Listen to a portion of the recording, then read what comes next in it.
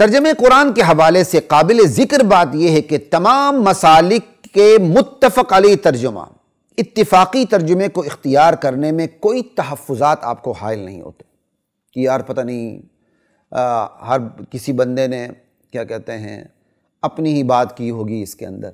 تو جب تمام مسالک کا اتفاقی ترجمہ کو آپ پڑھنا شروع کریں گے تو آپ کو کوئی ایسے تحفظات کا سامنا نہیں کرنا پڑے گا۔ البتہ بعض مخصوص مسالک کے تراجم قرآن میں گڑبڑیشن کا امکان ضرور ہوتا ہے، سمجھ آئی؟ تو اس کا تدارک، اس کا حل، اس کا علاج ان طریقوں سے کیا جا سکتا ہے جو میں آپ کو بتانے لگا ہوں۔ پہلا طریقہ، اللہ اکبر، مخصوص مسلک کے ترجمے کی بجائے تمام مسالک کے اتفاقی ترجمے کو اپنایا جائے، اس کو پڑھنا آپ شروع کر دیں، بہترین طریقہ ہے۔ پہلا طریقہ۔ نمبر 2، لفظ لفظ کا ترجمہ، پھر لفظی ترجمہ، لفظ لفظ کے ترجمے اور پھر لفظی ترجمے سے ترجمہ قرآن کا آغاز کیا جائے۔ نمبر 3، مخصوص مسلک کے ترجمہ قرآن کو پڑھتے ہوئے دوران ترجمہ قوسین میں موجود ترجمے کو، جو بریکٹ میں ترجمہ ہوتا ہے، اس کو نظر انداز کر دیا جائے۔ فی الحال آپ اس کو نظر انداز کر دیں، بریکٹ میں آپ جائیں نہ اس طرف۔ ترجمہ قرآن مکمل ہونے تک آپ نے بریکٹ میں جو موجود ترجمہ ہے اس کی طرف نہیں جانا، اور پھر آپ نے ترجمے کی تفسیر پر توجہ بھی نہیں دینی، اس سے آپ نے اجتناب کرنا، پرہیز کرنا ہے فی الحال، کیونکہ آپ ایک مبتدی ہیں نا، آپ ایک انتہائی نیوٹرل ہو کے قرآن کا آغاز کرنے لگے ہیں، تو آپ تفسیر پہ نہ جائیں، صرف ترجمے پہ۔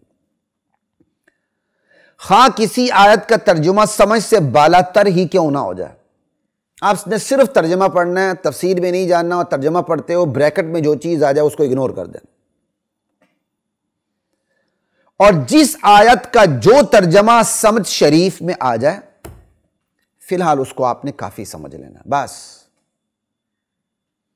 اس صورتحال سے آگاہ کرنے کی ضرورت مجھے اس لیے محسوس ہوئی کہ عرصہ دراز کی بات ہے، عرصہ دراز کی، کم سے کم یہ شاید 20 سال پرانی بات ہوگی، کم و بیش۔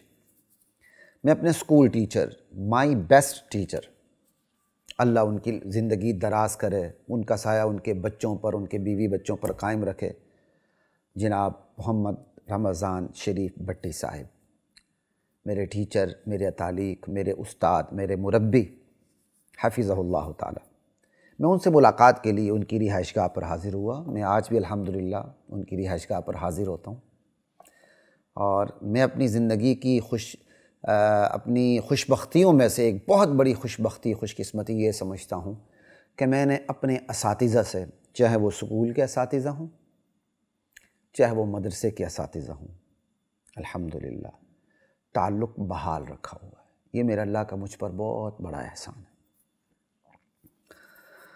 اللہ اکبر۔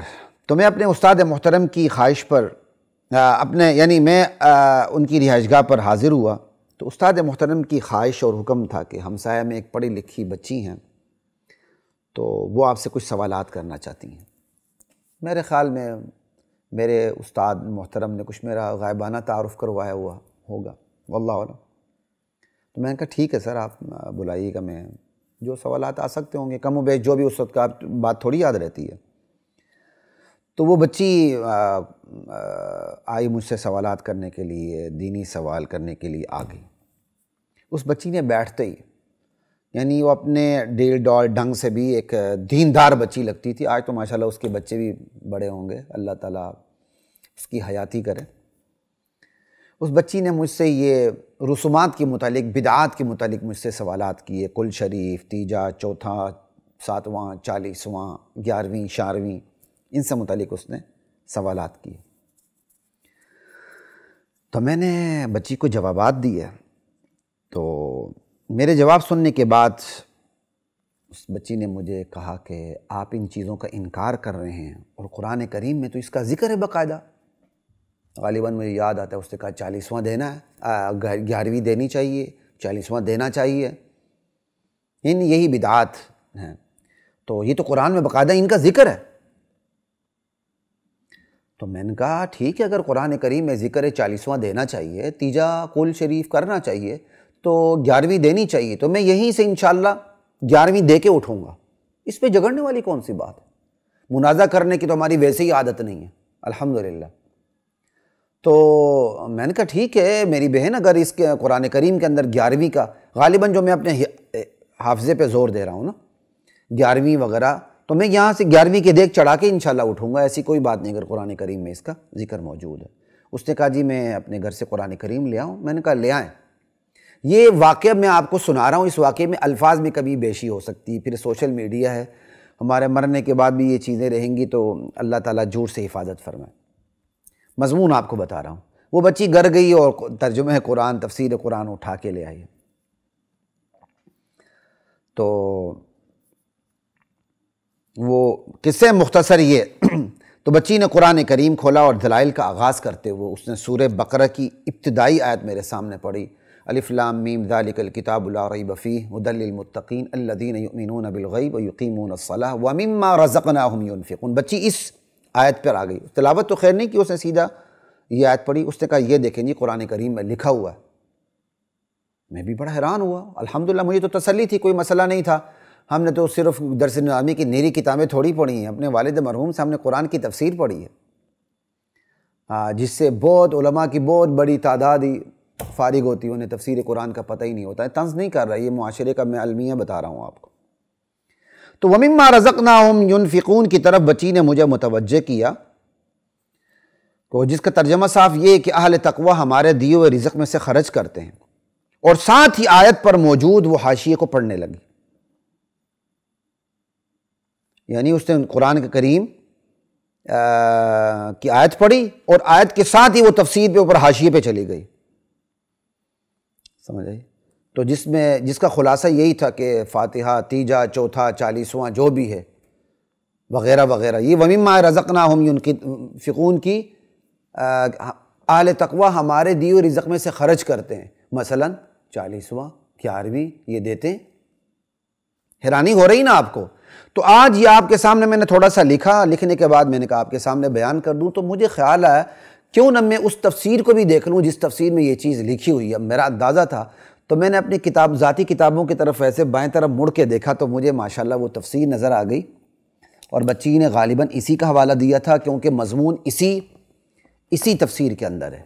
اس تفسیر کا نام ہے جی کنز الایمان فی ترجمۃ القرآن مع خزائن العرفان فی تفسیر القرآن، ترجمہ اعلیٰ حضرت امام احمد رضا خان بریلوی، تفسیر حضرت صدر الافاضل سید محمد نعیم الدین مراد آبادی، ضیاء القرآن پبلیکیشن ہے، لاہور کراچی پاکستان، ٹھیک ہے جی۔ اور یہ حالانکہ میری ایسی عادت نہیں ہوتی کہ میں کوئی مناظراتی شکل اختیار کروں، لیکن سارا حوالہ اس لیے دیا کہ آپ بھی حیرانی سے آپ ضرور پڑھیں۔ تو قرآن سورہ بقرہ کی یہ تیسری آیت ہے وَمِمَّا رَزَقْنَاهُمْ يُنْفِقُونَ، جہاں تیسری آیت ختم ہوتی ہے کہ اہل تقوی ہمارے دیے ہوئے رزق میں سے خرچ کرتے ہیں، ٹھیک ہے جی۔ انہوں نے یہ تفسیر چونکہ یہاں کرتے ہوئے 729 صفحے کا حوالہ دیا ہے، چونکہ یہ پرانا ایڈیشن ہوگا، تو اب اس میں وَمِمَّا رَزَقْنَاهُمْ يُنْفِقُونَ کی تفسیر میں لکھتے ہیں ماشاءاللہ، حاشیے والے محشی لکھتے ہیں کہ مطلق انفاق خواہ فرض اور واجب ہو جیسے زکوٰۃ، نذر، اپنے اہل کا نفقہ وغیرہ، خواہ انفاق کہتے ہیں خرچ کرنے کو، خواہ وہ مستحب ہو جیسے صدقات نافلہ، اموات کا ایصال ثواب، مسئلہ 11ویں، فاتحہ، تیجا، 40واں وغیرہ بھی اس میں داخل ہیں۔ اللہ اکبر، دیکھ لیا جی۔ وَمِمَّا رَزَقْنَاهُمْ يُنْفِقُونَ نے حضرت سے تیجا سمجھ آئی، 11ویں، تیجا، 40واں وغیرہ ساری بدعت ثابت کر دی۔ وَمِمَّا رَزَقْنَاهُمْ يُنْفِقُونَ، تو پھر غالباً مجھے یاد ہے میں نے یہ بھی کہا کہ پھر تو ایک تفسیر میں بھی لکھ سکتا ہوں کہ میں کہوں گا جی قرآن کریم میں آتا نا اسراف نہ کرو، فضول خرچی نہ کرو، یعنی تیجا نہ دو، 40واں نہ دو، 11ویں نہ دو، آپ کے پاس کیا جواب ہے؟ غالباً یاد پڑتا ہے میں نے یہ بھی کہا تھا، یہ آیت تو نہیں پڑھی ہوگی اسراف والی، کہ جہاں قرآن کریم نے خرچ کرنے سے منع کیا ہے، وہ خرچ کرنے سے منع والی آیت پڑھ دوں، پڑھنے کے بعد کہہ دوں یا نتیجہ چوتھا 11ویں کل شریف ساتہ، یہ تفسیر ہو جائے گی؟ یہ تفسیر نہیں ہوگی، یہ طریقہ نہیں ہوگا سمجھانے کا۔ ہمارے دیو رزق میں سے خرچ کرتے ہیں، یعنی 40واں دیتے ہیں، تیجا چاہتے ہیں، 11ویں دیتے ہیں، کل شریف دیتے ہیں، یہ دلیل ہوگی اس طرح؟ خدا کی پناہ، اللہ اکبر، لا الہ الا اللہ۔ آج مجھے خوشی ہو رہی کہ اتنے عرصے بعد آپ کو بیان کرنے لگا ہوں، تو میں نے کہا یار ایسی تفسیر کا حوالہ بھی ہونا چاہیے۔ دیکھا تو ماشاءاللہ تفسیر کا حوالہ بھی موجود تھا، میرے ذاتی کتابوں میں یہ تفسیر موجود تھی، تو میں نے آپ کو اس کا حوالہ بھی دے دی۔ سمجھ آئی بات کی؟ تو اس لیے میں نے آپ سے کیا کہتے ہیں کہا کہ آپ صرف ترجمہ پڑھیں، بریکٹ کو چھوڑ دیں، تفسیر پہ بھی نہ جائیں، الحمدللہ سے شروع کریں والناس تک صرف ترجمہ پڑھتے چلے جائیں۔ وہ طریقہ بتاؤں گا آپ کو، ایک دفعہ ترجمے سے گزر جائیں پھر آپ نے تفسیر پر آنا ہے، اس سے پہلے نہیں۔ بہرحال تو پھر میں نے اس بچی سے کہا میری بہن آپ نے قرآن کریم سے مجھے دلیل نہیں دی، وَمِمَّا رَزَقْنَاهُمْ يُنْفِقُونَ میں کہاں لکھا ہوا ہے کہ تیجا دو، 40واں دو، 11ویں دو، 12ویں دو، تو 13ویں دو، تو 14ویں دو، یہ کہاں لکھا ہوا ہے؟ اللہ اکبر۔ میں نے کہا یہ دلیل قرآن کریم سے نہیں ہے، بلکہ یہ من گڑت حاشیت سے دلیل ہے جو مولوی صاحب کا اپنا ذوق ہے۔ یہ قرآن کریم کی آیت دلیل نہیں ہے، مولوی صاحب کی اپنی من گڑت بات کو آپ میرے سامنے دلیل بنا کے پیش کر رہی ہیں۔ خیر جو میں نے ان کے سامنے طریقے سے مضمون بیان کیا وہ بہرحال یہ الفاظ تو اب میں شاید اضافہ کر رہا ہوں اس کے اندر۔ تو میں نے کہا یہ آپ دلیل قرآن سے نہیں دے رہی ہیں، یہ تو حاشیے سے آپ دلیل دے رہی ہیں، تو حاشیہ تو میرے لیے دلیل نہیں، مجھے آپ قرآن سے ثابت کریں، ٹھیک ہے جی؟ تو الحمدللہ چونکہ بچی پڑھی لکھی تھی، اس سے سمجھ آ گئی اور فوراً مان گئی۔ تو یہ مثال آپ کے سامنے رکھنے کا میرا مقصد یہ تھا کہ ایسی گڑبڑیشن سے بچنے کا واحد طریقہ وہی ہے جو پیچھے میں آپ کو عرض کر چکا ہوں، دہرانے کی ضرورت نہیں ہے، ٹھیک ہے جی؟ ترجمہ قرآن پڑھیں، بریکٹ کو چھوڑ دیں، یعنی وانی کو چھوڑ دیں، پورے ترجمہ قرآن سے الحمدللہ سے والناس تک آپ گزر جائیں۔